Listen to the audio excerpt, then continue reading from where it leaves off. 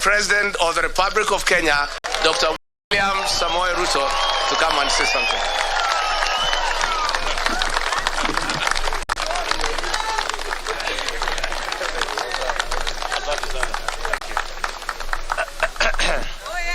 Asanteni sana. Tafadhali tuketi chini.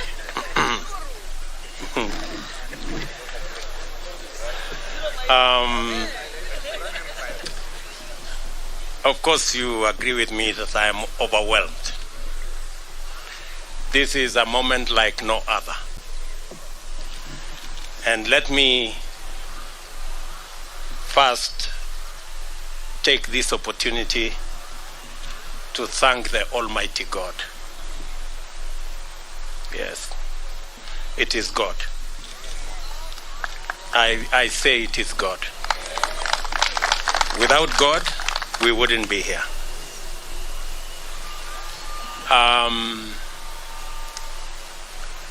I have gone through many difficult situations, but because of God, we are here today to celebrate that today the people of Kenya have made a choice, and that choice has been confirmed by our judiciary.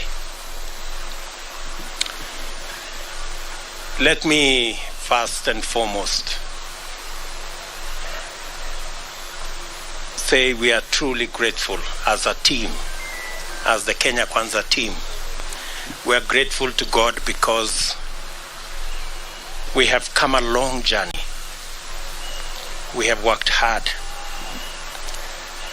But as the Bible teaches us in Proverbs 20 verses 7, that some trust in chariots and others trust in horses, but we trust in God. It's not the waking up early. It is not the working long hours. It is the favor and the grace of God that has gotten us here. And we are acutely aware of that. Let me also, in a very special way, thank many people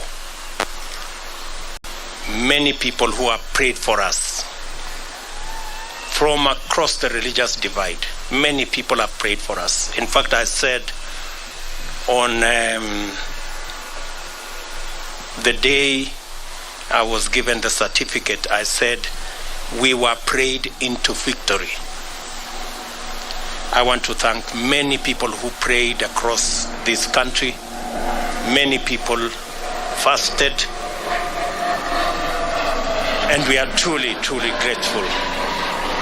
And I want to say to the people of Kenya and to those who have made effort to get us here, that we will not let you down. We will work hard and we will not let you down.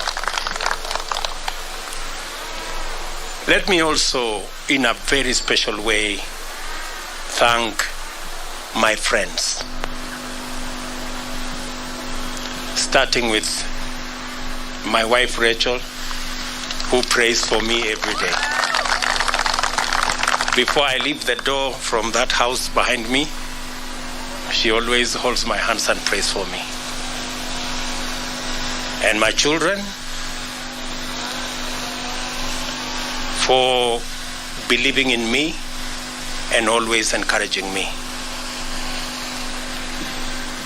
Very special thanks goes to my friends seated here, the people we started this journey with, under very difficult circumstances. I know many of you have suffered because of being my friends.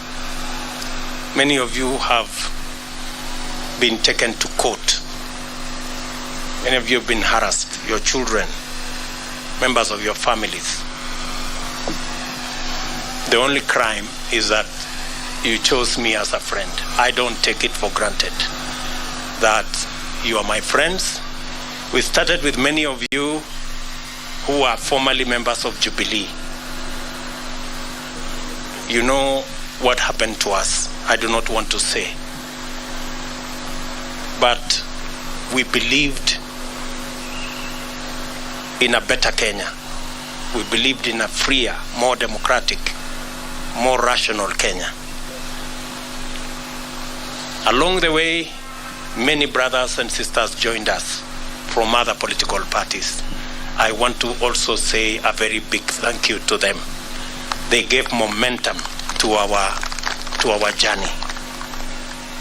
And I want to say asante sana.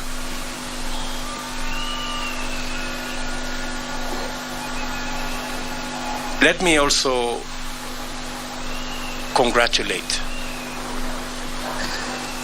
and recognize and appreciate the people of Kenya who believed in us. They went out of their way.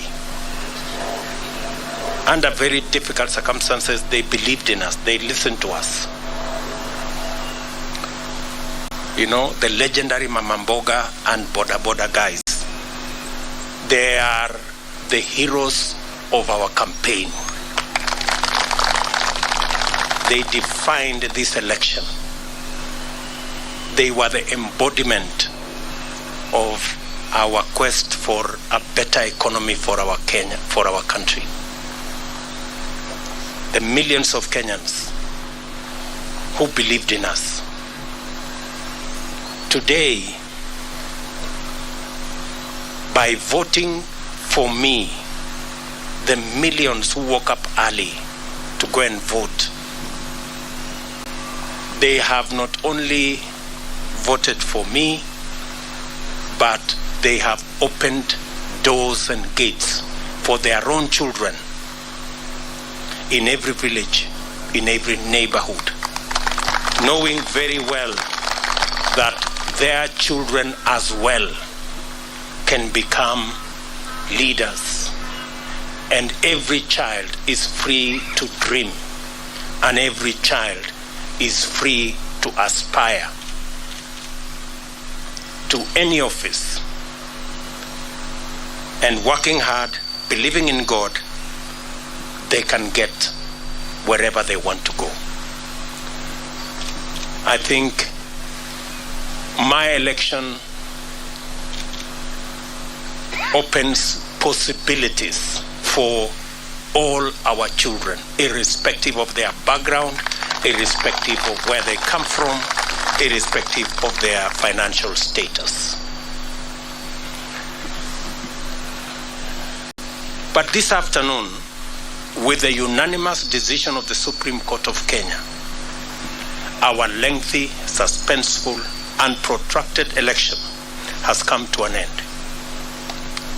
My fellow presidential candidates and I made our respective cases before Kenyans and submitted ourselves to their sovereign decision at the ballot. After the results of the votes were declared, it was taken up before the Supreme Court for scrutiny to make sure, beyond all doubt, that the will of the people had prevailed. The court returned its verdict, and I welcome it with tremendous humility. I salute the judges of the Supreme Court who have performed their duty with utmost fidelity to the Constitution. They listened to all parties, considered all issues, applied the law, and demonstrated their learning, impartiality, and patriotism. Their professionalism has elevated the stature of the judiciary, enhanced the place of petition process in legitimating election results as the true reflection of the people's decision, and afforded the nation an opportunity to reflect. It also afforded the nation an opportunity to debate and to come to terms with the implications of the last general election. I do not take this for granted, and I thank the judiciary in general and the Supreme Court in particular for staying strong as the shining beacon of constitutionalism and the rule of law, even in the most daunting of circumstances. And you know what I mean. The Supreme Court scrutinized, examined, and dissected and tested the declaration of the Independent Electoral and Boundaries Commission against the high standard established by the Constitution. The decision vindicated the Commission's effort to go all the way and deliver an election that exceeded public expectation and fully met the constitutional threshold of a secure, transparent, free, fair, and accountable election. The return of a unanimous decision on all the 9 issues confirms the fidelity of the IEBC to both the law and the Constitution. I therefore commend the Commission for their noble achievement at tremendous and regrettable cost to serve the people of Kenya by ensuring that their sovereign will is upheld. As I do that, we are all aware that there are men and women who lost lives in this election when they shouldn't. There was blackmail, threats, intimidation, and all manner of attempts to subvert the will of the people. The IEBC stood firm. The judiciary has vindicated the IEBC. This appreciation takes us to the point of proper appreciation of the just concluded legal process. Many of our supporters were a little unhappy about the delay, and some might have been tempted to impute bad faith in the petitioners who they say they saw to be taking advantage of the law to frustrate their wishes as expressed through the ballot. A lot of this anxiety is the result of long-standing suspicion of national institutions, especially when political contestation is involved. The Constitution of Kenya 2010 has done a lot to create comfort in institutions and the rule of law, and we continue to make encouraging progress on the path towards becoming a higher trust society, standing fully on its constitution. It was therefore perfectly legitimate for the petitioners to go before the Supreme Court to have their questions answered, doubts assuaged, and fears allayed. By exercising their constitutional right to take advantage of opportunities to establish the truth, the petitioners tested the result and inscribed upon it the highest stamp of judicial, legal, and constitutional approval. Our electoral and judicial institutions have won, and the Constitution has asserted itself and prevailed. My esteemed competitors now have a credible basis on which to consider the outcome, and we are vindicated by the choice of the people of Kenya. The court's decision completes the loop of institutional stewards of the rule of law, entrench our Constitution, and express the sovereign will of the people who have articulated themselves quite eloquently, directly, and through their constitutional institutions. I congratulate all patriotic Kenyans who presented themselves as presidential candidates. It is not an easy decision, and a national campaign is not a walk in the park at best. I want all of you to know that your effort is acknowledged and deeply appreciated. Wahiga Mwaure and Ruth Musheru, George Wajakoya and Justina Wamai, the Honorable Raila Odinga and the Honorable Martha Karua. May the spirit of love for country and selfless service lie long in your hearts, and may Almighty God always remember you. Competitive electoral politics can make and has made our politics an arena utterly devoid of grace. This fills the life of political candidates with loneliness, worry, and exaggerated sense that the stakes are do or die, and elections therefore matters of life and death. It poisons political competition, exterminating the sporting spirit which unites winners and losers by enabling them to access the grace to define their relationship in terms of what they share and not what divides them. Democracy is expected to unite a people, strengthen their society, and improve their institutions, and must not become an acrimonious, fearful, and desperate enterprise. We offered alternative visions and missions and submitted to the sovereign decision of the citizens of Kenya. We are only competitors, not enemies. We vied to unite and strengthen Kenya, not to divide and weaken it. I therefore consider all of my competitors to be my worthy compatriots.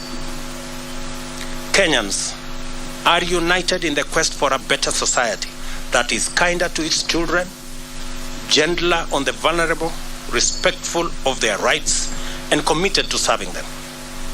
Those who voted for me, as well as those who voted for my competitors, want the same thing for themselves and for their children.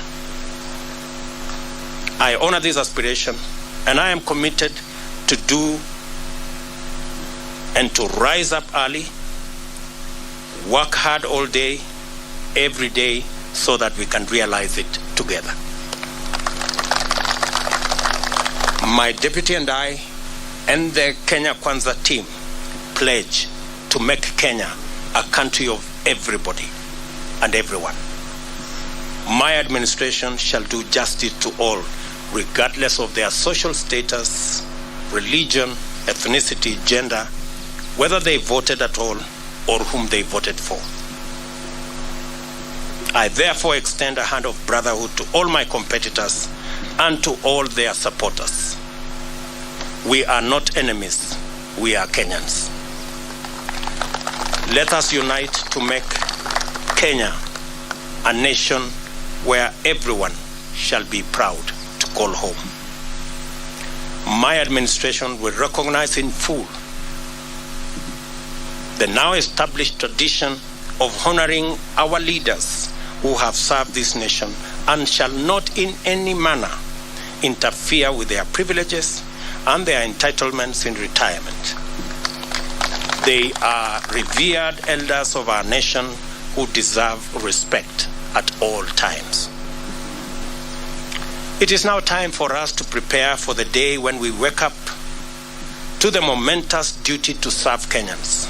Let us all reflect on our contribution and look forward to build this country and nation together to achieve the glory of Kenya, express its heritage and splendor, and fill every Kenyan heart with thanksgiving. As I said earlier, the hero of our campaign is the legendary Mama Mboga and Boda Boda. The hero of the election is one Wafula Chebukati and the Independent Electoral and Boundaries Commission. And the hero of our democracy and the rule of law and constitutionalism is our judiciary. We celebrate all Kenyans, and I pledge and commit to work as the Kenya Kwanza team in making sure that we take Kenya to the next level. I will be making a much more comprehensive statement further down the road. I thought I should recognize everybody who has made a contribution towards this success today. As I said, it's not about me and my good brother Gachagua and the leaders who are here. It's about all millions of Kenyans who have made a contribution to us getting where we have. I will shortly be putting a call to my good friend, President Uhuru Kenyatta.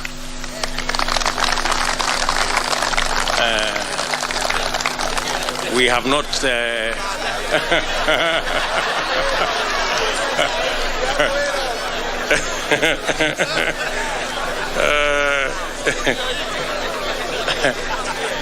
we have not I haven't talked to him in months. But shortly I will be putting a call to him so that we can have a conversation on the process of transition.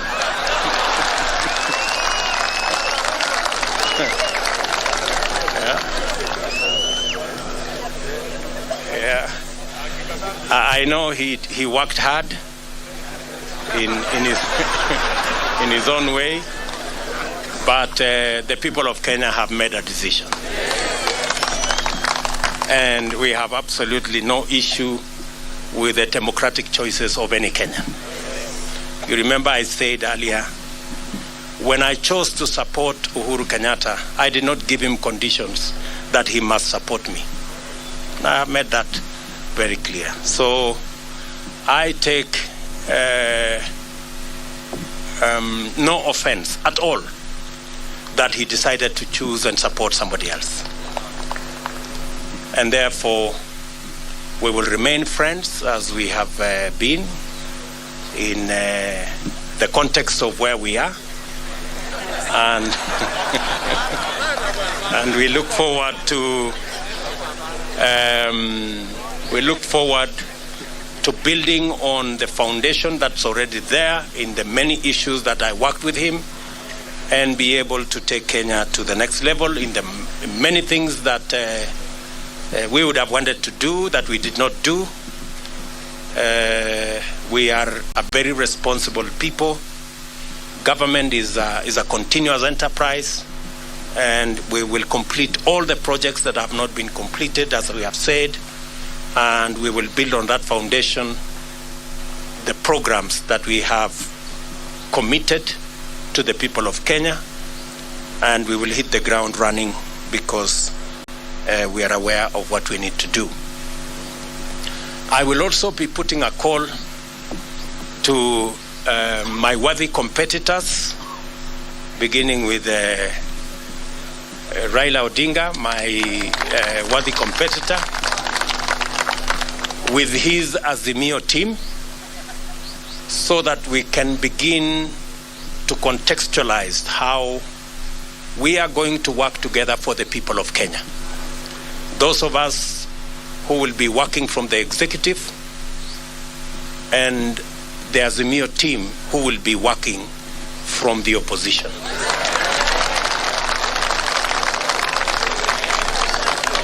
And as I committed to the people of Kenya, I believe in the rule of law. I do not believe in the handshake stories.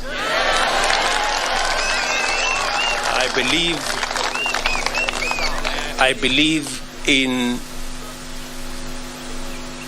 an accountable government held to account by a responsible opposition. That is how Kenya is going to move forward.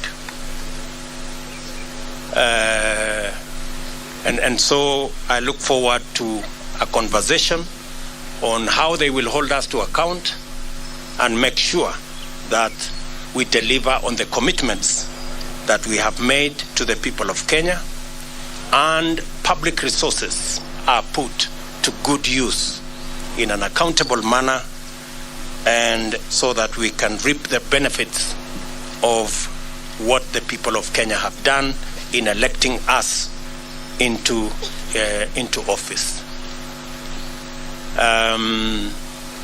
We will then be working with all the other people as we get down to doing what we committed to the people of Kenya that we do. I know there is huge expectation. Many people are texting me and asking, when is the Hustler Fund going to be launched? Many people are asking me, many farmers want to know when subsidized fertilizer will be available so that they can get on with the journey or with the business of growing food for us so that we can reduce the cost of living. Many farmers are asking when we are going to begin the journey on agro-processing and value addition. Many people across Kenya want to know when we are going to begin our housing program. I want to commit that as soon as we are sworn into office, in fact, beginning tomorrow, I will be working with the people in government offices so that by the time we get sworn in, we will have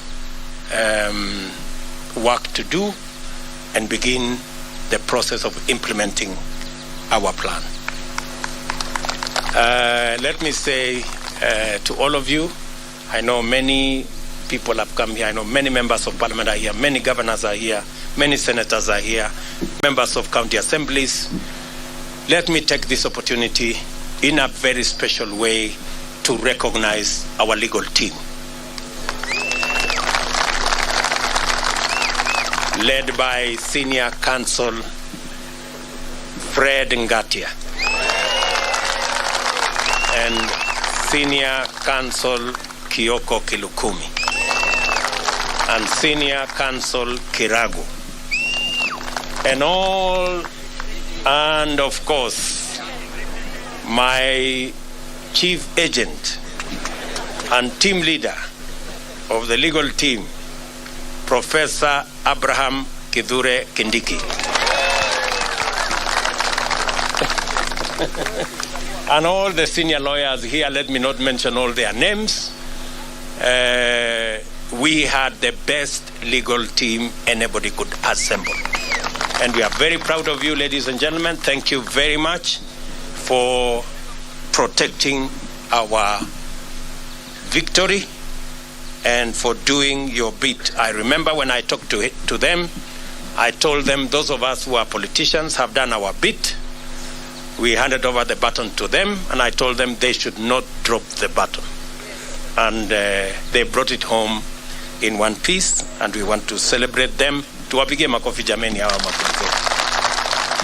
Let me also say, for good record, that these great men and women, our legal team, volunteered their services for free.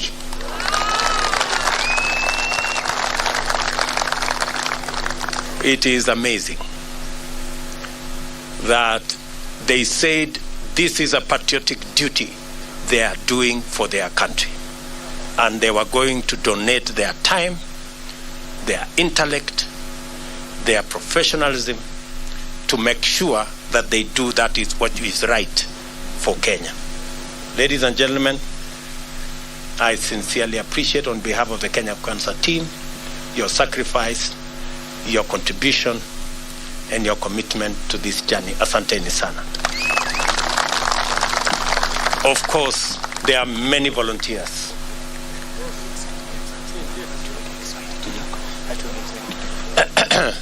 There are many volunteers who came across. There are many people who supported us in many ways. There are many people who contributed merchandise.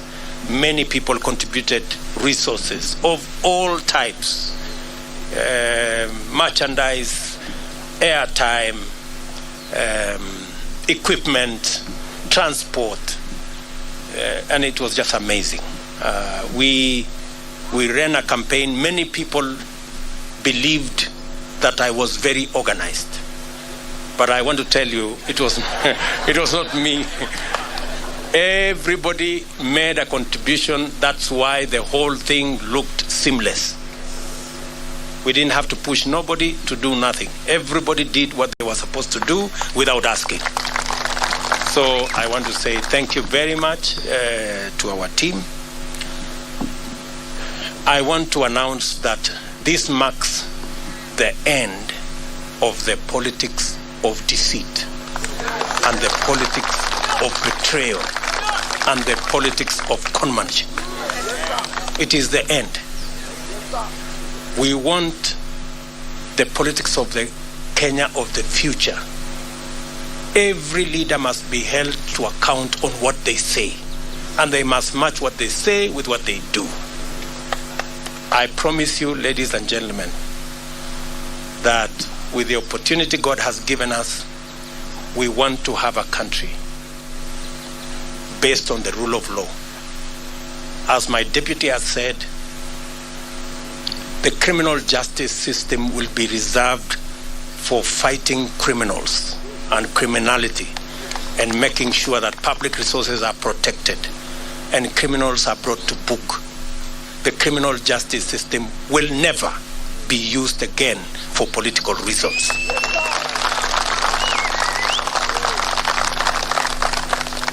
Let me say it again. The criminal justice system will never be used again against those who have a contrary view, political view to ours. I want our competitors to rest assured that though the rest of us have been subjected to threats, blackmail, intimidation, and unnecessary fights, I commit that under our administration, nobody will be vilified or victimized or prosecuted for holding a contrary political view from ours. This is a democratic country, and we want to remain so. Our competitors have nothing to fear, like the way many of our supporters have had everything to fear for being our friends or for holding a contrary view from those who wielded power. So, and as I have said, we will respect our President, Uhuru Kenyatta, in his retirement. We will give him the respect and dignity a former head of state deserves. We are honorable people. We are not petty, and we are not jealous. He has done a good job, and he will have his place in the history of Kenya. So nobody should peddle any falsehoods or that we harbor anything against the President of Kenya. When our good friend Raila Odinga retires also, we will give him the respect he deserves as a Kenyan leader who has made a huge contribution to the democracy of our nation, and every other leader that deserves respect. So to all our friends out there, we want to grow a nation. We want to build a society that is based on the rule of law and respect for our elders. So let me leave it there for now. The rest